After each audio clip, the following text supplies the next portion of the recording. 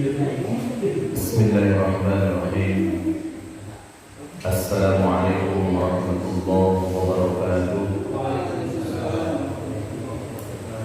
Alhamdulillahirabbil alamin. Alhamdulillahilladzi anzala as-sakinata fi qulubil mu'minin liyazdadu imanan ma'a imanihim. Asyhadu an la ilaha illallah wahdahu la syarika lah wa asyhadu anna Muhammadan abduhu wa rasuluh, amma ba'd. Allahumma shalli ala Muhammad wa ala ali Muhammad kama shallaita ala ali Ibrahim innaka Hamidum Majid. Allahumma barik ala Muhammad wa ala ali Muhammad kama barakta ala ali Ibrahim innaka Hamidum Majid. Usri nafsi wa iyyakum bi taqwallah wa ta'ati faqad faza al-muttaqun. Faqad qala Allah ta'ala fi kitabihil karim wa asdaqal qa'ilin. A'udzu billahi minasy syaithanir rajim. Bismillahirrahmanirrahim. Ya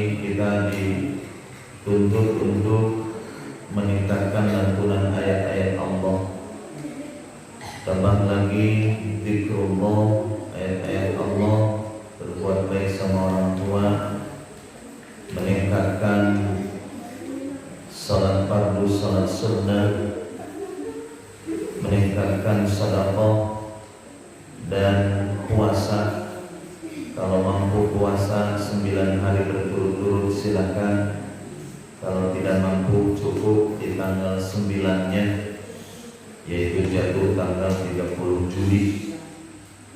Itu Shawwal saum Arafah, ya, karena pahalanya adalah yukaffirus sanatil madiyah wal baqiyah, akan menghapus dosa 1 tahun sebelumnya dan 1 tahun yang akan datang. Ini Masya Allah, yaitu jatuh tanggal 30 Juli. Mudah-mudahan Bapak Ibu jamaah rahimakumullah diberikan kesehatan oleh Allah, diberikan kekuatan oleh Allah untuk melaksanakan ibadah kepada Allah Subhanahu wa taala. Tambah lagi tanggal 10-nya yaitu Idul Kurban, diawali dengan salat Idul Adha 2 rakaat dan disunahkan untuk dilaksanakan di pagi hari, yang beda dengan Idul Fitri. Dan setelah itu melaksanakan penyembelihan hewan kurban. Maka bagi jamaah yang berkurban di tahun ini, mudah-mudahan kurbannya diterima di sisi Allah Subhanahu wa taala dan menjadi saksi nanti di hadapan Allah Subhanahu wa taala. Dan yang belum sempat karena ada beberapa hal terkait tentang mal ataupun harta, ya, semoga di tahun depan Allah memberikan kelapangan luasan dalam rezeki, insyaallah. Amin ya Allah ya rabbal alamin. Dan terkait tentang Idul Kurban, itu ada 4 hari untuk penyembelihan atau disebut Ayyamun Tasyrik. Ayyamun Tasyrik itu adalah hari-hari untuk makan minum, ya. Maka disebutlah Ayyamun Tasyrik karena di sana ketentuan-ketentuan kita boleh menyembelih kurban dari tanggal 10, 11, 12, 13, berarti 4 hari. Jadi ketika Bapak Ibu punya rezekinya di tanggal 11, bisa membeli kambing ataupun domba, ya, ataupun sapi. Karena sapi oleh 1 orang pun tidak jadi masalah, karena 7 orang itu maksimal. Ya, 1 orang sapi misalkan nggak apa-apa kalau kebeli. Kalau kebeli maka itu diantaranya. Onta itu 10 orang, ya kalau oleh sendiri kalau mampu silakan. Ya, itu tidak jadi masalah. Jamaah rahimakumullah yang dimuliakan oleh Allah Subhanahu wa taala, itu untuk mengingatkan, menguatkan, ya. Dan sekarang kajiannya adalah hadis kitab Riyadhus Shalihin, judulnya adalah memberi nafkah kepada keluarga. Judulnya adalah memberi nafkah kepada keluarga. Di antara pemimpin ataupun pimpinan di rumah tangga, yaitu seorang ayah, bapak, maka tanggung jawabnya adalah berat sekali. Ya, ar-rijalu qawwamuna 'alan nisa. Laki-laki itu adalah pemimpin bagi seorang perempuan. Ya, meskipun dalam kehidupan Rasulullah SAW banyak dibantu oleh Khadijah.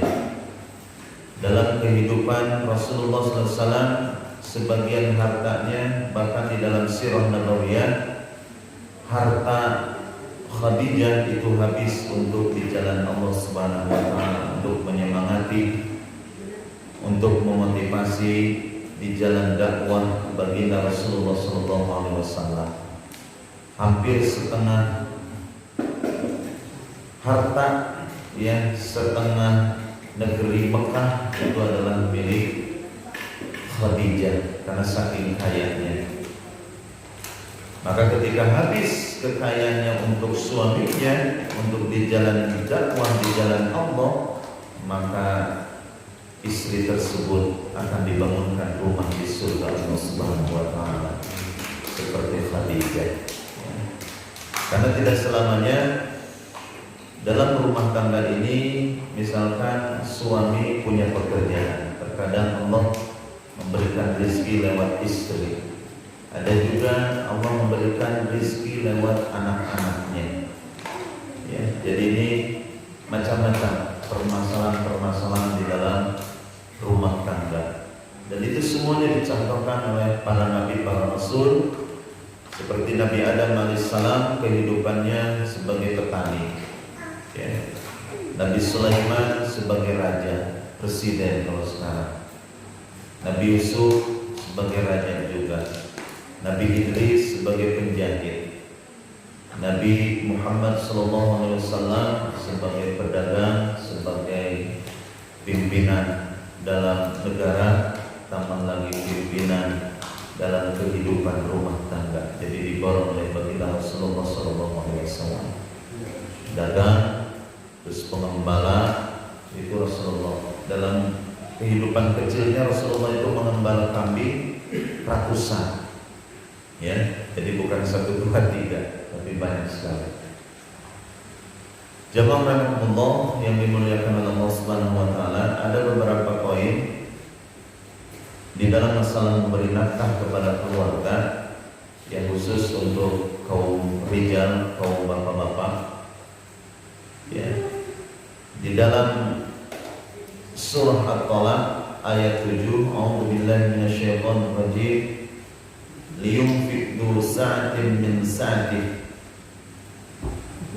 hendaklah orang yang diberi kelapangan memberi nafkah menurut kemampuannya. Wa man qudira 'alaihi rizquhu falyunfiq mimma ataahu Allah. Dan orang yang disempitkan rezekinya, hendaklah memberi nafkah dari harta yang diberikan Allah kepadanya. La yukallifullahu nafsan illa ma ataaha. Allah tidak memikulkan, membebani suatu jiwa melainkan sekedar apa yang Allah berikan kepadanya, ya. Lalu di ayat yang lain surah Saba ayat 39, wa ma anfaqtum min syai'in fa huwa yukhlifu. Dan barang siapa yang kamu nafkahkan dan apa saja yang kamu keluarkan untuk keluarga, fa huwa yukhlifu, maka Allah akan menggantinya. Dan di antara bapak-bapak misalkan penghasilannya per bulan 10 juta untuk keluarganya, untuk anak per bulan misalkan ada yang SPP-nya 1,5 juta, ada yang SPP-nya 500, ya. Setiap anak itu sekolahnya beda-beda. Misalkan untuk keluarga, kebutuhan keluarga, ya, kebutuhan anak itu dibagi, ya. Maka apa yang dikeluarkan oleh laki-laki ataupun sang suami, seorang bapak, fahuwa yukhlifu, Allah akan ganti, ya. Jadi Masya Allah. Bahkan di dalam hadis yang sahih, afdalu dinarin yunfiqhu ar-rajulu dinarun yunfiqhu ala iyalihi. Kata Rasul, dinar yang paling utama adalah dinar yang diinfakkan kepada orang yang menjadi tanggung jawabnya. Kalau sekarang berarti yaitu uang yang ada di Indonesia, rupiah. Ketika uang bapak-bapak dikeluarkan untuk yunfiquhu ala iyalihi, untuk keluarganya, maka itu afdal, lebih utama, ya. Makanya di hadis yang lain lagi, ketika bapak-bapak mengeluarkan hartanya, sebagian hartanya untuk keluarganya, itu 2 kali lipat. Ketika bapak-bapak ngasih kepada yang lain yang tidak ada nasabnya, itu hanya 1, ya. Jadi kalau kita ke keluarga ini Masya Allah pahalanya 2 kali lipat. Yang misalkan di antara bapak-bapak penghasilannya per bulan 50 juta, yang untuk istrinya mah ini untuk uang jajan 10 juta mah, ya.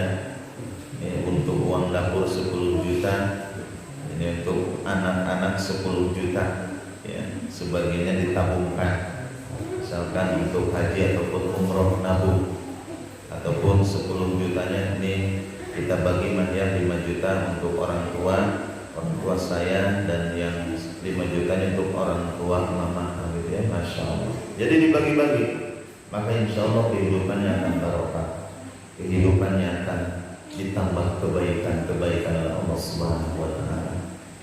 Ya, jadi afdalu dinarin yunfikuhur rajulu dinarun yunfiku ala iyalihi. Jadi uang yang paling utama yang dikeluarkan itu adalah pertama ala iyalihi, kepada keluarganya dulu. Ya, jadi Masya Allah. Jadi untuk menguatkan kita semuanya. Ya, jadi apa yang telah kita keluarkan untuk keluarga, insya Allah dicatat pahalanya berlipat ganda oleh Allah Subhanahu wa Ta'ala. Dan sebagai istri, ya, jangan sampai banyak menuntut, ya, karena terkadang, sekali lagi, terkadang suami itu ada di dalam usahanya maju, ada yang terkadang diuji oleh Allah Subhanahu wa Ta'ala. Ya, makanya tadi kalau kita baca di dalam surah Al-Baqarah itu la yukallifullahu nafsan illa wus'aha. Allah tidak membebani suatu jiwa kecuali kemampuannya. Dan begitu juga dalam kehidupan keluarga, jangan sampai, ya, karena sebaik-baik istri itu yang paling baik kepada suaminya, yang bisa menenteramkan hatinya, ya. Dan sebaik-baik suami, begitu juga sebaik-baik suami, khairukum khairukum li ahlihi wa ana khairukum li ahli. Sebaik-baik suami adalah yang paling baik kepada keluarganya, dan aku yang paling baik kepada istriku, itu kata Nabi, ya. Insyaallah bapak-bapak semuanya ini adalah bapak-bapak yang saleh, bapak-bapak yang baik kepada istrinya. Begitu juga istri-istri yang ada di belakang, semuanya istri-istri yang salehah insyaallah, yang setiap hari menyambut dengan senyuman, menyambut dengan kebaikan insyaallah. Saya husnudzan insyaallah. Pak Haji Ode insyaallah senantiasa dipijit sama Bu Hajinya, ya. Disiapkan jamuan makanannya. Kalau ada 10 juta Allah.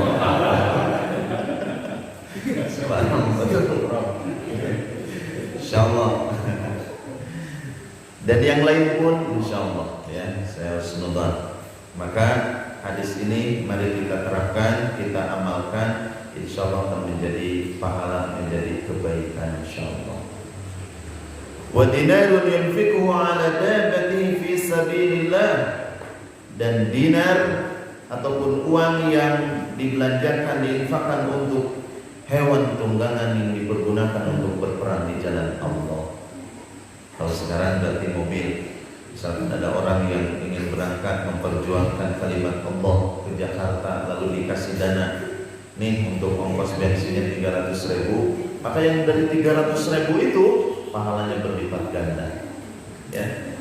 Jadi yang ngasih biaya, ngasih ongkos itu pahalanya besar, ya. Sebagaimana kisahnya Utsman bin Affan. Jadi dari kekayaannya itu diantaranya adalah untuk perbekalan para mujahid, untuk perbekalan orang-orang yang berperang di jalan Allah. Umar itu sudah menyiapkan 200 kuda, tambah lagi perbekalannya, tambah lagi kambing, tambah lagi yang lainnya. Itu Utsman bin Affan, ya. Apalagi Sayyidina Abu Bakar As-Siddiq yang seluruh hartanya untuk di jalan Allah, Subhanahu wa Ta'ala. Misalkan yang kecil-kecil, misalkan di sini ada jamaah yang menyiapkan makanan, minuman, ini bagian dari menginfakkan di jalan Allah. Karena mencari ilmu itu adalah bagian fahuwa fi sabilillah, di jalan Allah. Maka apa yang telah dikeluarkan diambil dari sakunya lalu dikasihkan untuk jamaah, maka insyaallah ini dicatat fahuwa fi sabilillah, ini di jalan Allah Subhanahu wa Ta'ala. Ya, subhanallah. Kalau kemarin wedang jahe misalkan agak hangat gitu, ya. Kalau sekarang yang kuning, berarti yang kemarin mah 2 kali lipat, sekarang tinggal 1 kali lipat. Insyaallah nanti beda lagi, nanti minggu depan insyaallah, ya. Berarti tanggal 31 libur dulu karena mungkin sibuk dengan pembagian daging-daging, ya. Insyaallah mudah-mudahan semuanya sehat walafiat insyaallah. Amin ya Allah ya rabbal alamin. Wa dinarun yunfiqu ala ashabi fi sabilillah. Dan dinar yang dibelanjakan kepada teman-temannya di jalan Allah. Jadi urutan yang pertama, peringkat yang pertama adalah uang yang diinfakkan dikasihkan kepada keluarganya dulu. Ini subhanallah. Ya. Apalagi ya sebagai bapak ataupun suami yang masih punya orang tuanya, ketika ngasih ke orang tuanya itu pahalanya berlipat ganda. Ya. Itu pahalanya berlipat ganda subhanallah. Karena setelah mentauhidkan, setelah sholat, setelah sujud, yang keduanya adalah wa bil walidaini ihsana, berbuat baik kepada kedua orang tua. Ya, masya Allah. Lalu setelah orang tua, lalu kepada istri keluar. Ini urutannya.